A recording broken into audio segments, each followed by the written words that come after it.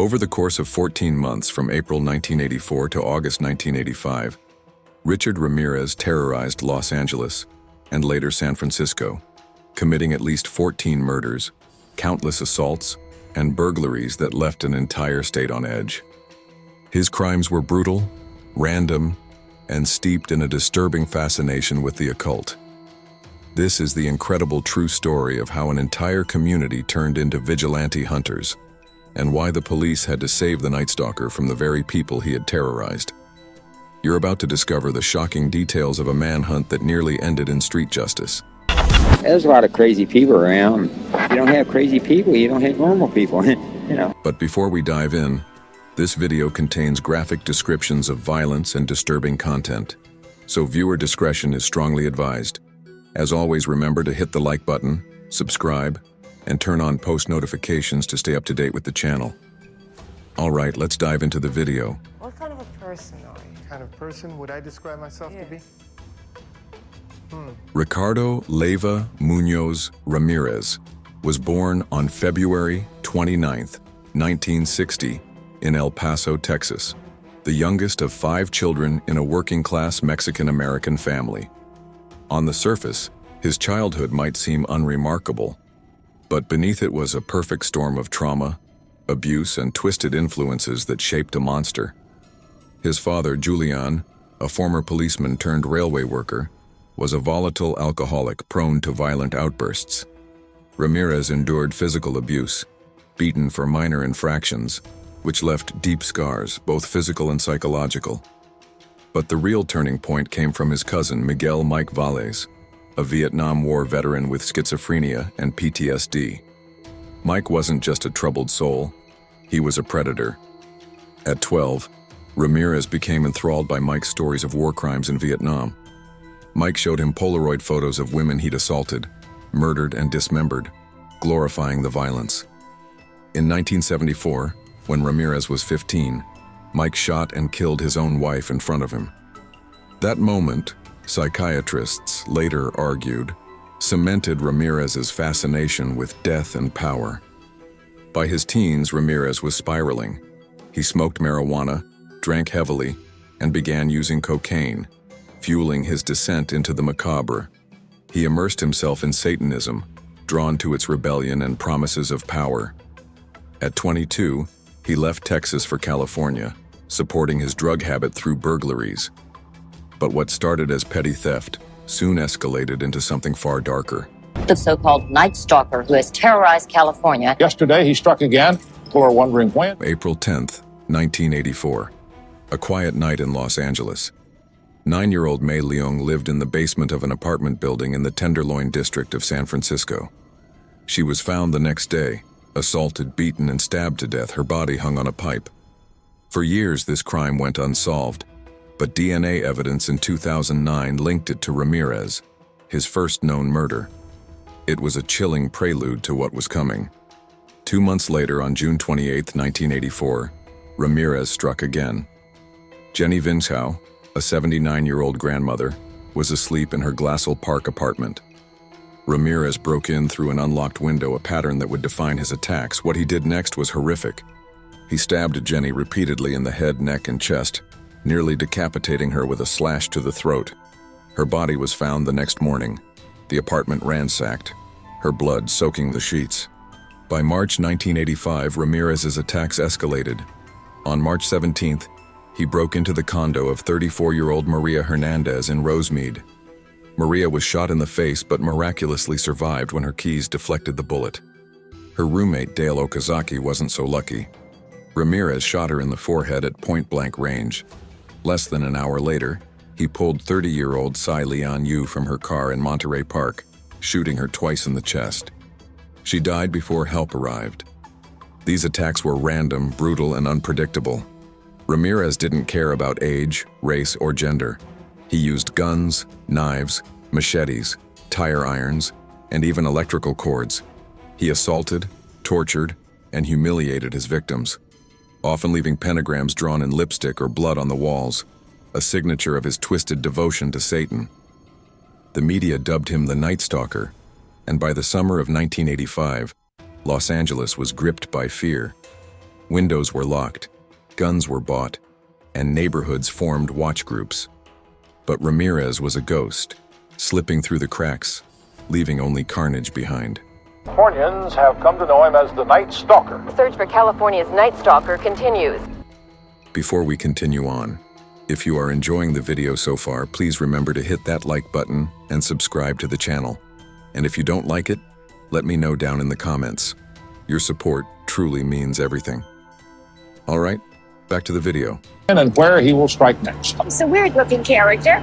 Somebody has to know him. By June 1985, the Los Angeles Police Department was under immense pressure.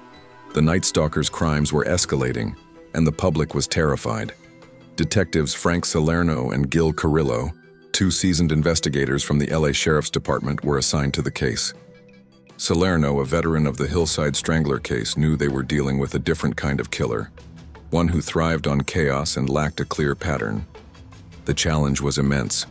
Ramirez's attack spanned multiple jurisdictions, from Los Angeles to San Francisco, making coordination difficult. He left little physical evidence: shoe prints from Avia sneakers, fingerprints, and occasional ballistic matches, but no clear suspect. His method was simple yet effective. He targeted homes with unlocked windows or doors, often in middle-class neighborhoods, striking after midnight. The randomness made profiling nearly impossible. On July 20th, 1985, Ramirez attacked again in Sun Valley. He shot 59-year-old Max Kneiding and his wife Layla in their sleep, then mutilated their bodies with a machete. The same night, he broke into the home of the Covenant family, killing 32-year-old Chainarong Covenant with a gunshot to the head, raping his wife, Somkid, and beating their 8-year-old son. The brutality was escalating, and the city was on edge. The break came in August 1985, when 16-year-old James Romero III spotted a suspicious orange Toyota in Mission Viejo. Romero, alert from the news, memorized part of the license plate and alerted police. The car stolen by Ramirez was recovered, and a fingerprint was found inside. It was a match to Richard Ramirez, a drifter with a criminal record for theft and drug offenses. For the first time, the Night Stalker had a name. Just an ordinary person, but then again, there's Jekyll and Hyde to me. August 1985. The Night Stalker's identity was public, and his face was everywhere. Richard Ramirez, a 25-year-old Texan with a rap sheet, was now the most wanted man in California. But he wasn't done. On August 24th, he struck in San Francisco, attacking Peter and Barbara Pan. Peter was shot dead. Barbara was sexually assaulted and left for dead, but she survived. The attack, 400 miles from LA, showed Ramirez was expanding his territory, making the manhunt even more urgent. Police released details of Ramirez's MO: Avia shoe prints, pentagram symbols, and a preference for .22 caliber weapons. They urged residents to lock their homes and report suspicious activity. The media frenzy amplified the panic, but it also put pressure on Ramirez. He was running out of places to hide. On August 30th, Ramirez made his final mistake. In Mission Viejo, he broke into the home of Bill Carnes and Inez Erickson. He shot Carnes 3 times in the head, leaving him for dead, then assaulted and tortured Erickson, forcing her to say, "I love Satan." But Erickson survived and provided a detailed description of Ramirez, including his decayed teeth and foul odor, a detail that would prove crucial. The stolen car was traced to a Los Angeles impound lot, and police were closing in. Ramirez, unaware of how close they were, returned to LA. On August 31st, 1985, he stepped off a bus in East Los Angeles, unaware that his face was now a household image. The series of murders has had a chilling effect upon the people of the city. August 31st, 1985, was the day the Night Stalker's reign ended, not by police but by ordinary people. In East LA, a predominantly Hispanic neighborhood, residents spotted Ramirez trying to steal a car. His face was unmistakable from the news. A group of locals led by men like Manuel de la Torre and Jose Burgoan chased him through the streets. They weren't cops or heroes, just neighbors fed up with fear. Ramirez tried to carjack a Mustang, but the driver, Faustino Piñon, fought back. When Ramirez fled, the crowd caught up, beating him with pipes and fists until police arrived. He was battered, bloody, and begging for protection from the mob. The Night Stalker, who had terrorized a city, was brought down by the very community he preyed upon. The manhunt was over, but the nightmare wasn't. Ramirez's trial, beginning in 1988, was a circus. He reveled in the attention, flashing pentagrams on his hand and shouting, "Hail Satan" in court. Fans, mostly women, sent him letters and visited him in jail, drawn to his dark charisma. In 1989, he was convicted of 13 murders, 5 attempted murders, 11 sexual assaults, and 14 burglaries, receiving 19 death sentences. The individual we have in custody is Richard Ramirez, the Night Stalker.